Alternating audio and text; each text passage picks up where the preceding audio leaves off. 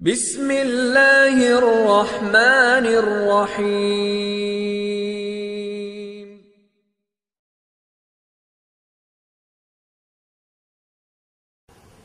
اگر کوئی اپنی مرضی سے شادی کرنا چاہتا ہو اور ماں باپ کہیں اور شادی کرنا چاہتے ہوں تو اس کا کیا حکم ہے؟ اگر اپنی مرضی سے شادی کرنے والی لڑکی ہے تو اللہ کے نبی صلی اللہ علیہ وسلم کا فرمان ہے کہ ولی کی اجازت کے بغیر نکاح نہیں۔ جہاں اللہ کے نبی نے ولی کی شرط لگائی وہیں پر اللہ کے نبی صلی اللہ علیہ وسلم نے لڑکی کی رضامندی کی بھی شرط لگائی۔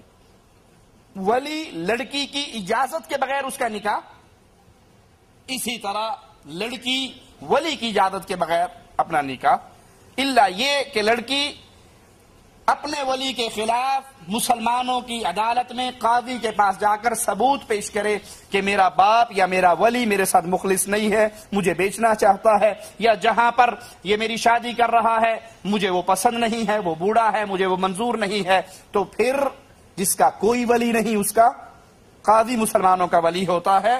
اس کے علاوہ جو ہمارے انڈیا پاکستان کی آج کل عدالتوں میں کورٹ میرج اور لو میرج چلتی ہے، یہ بدکاری، بے حیائی اور زناکاری کا اڈا ہے۔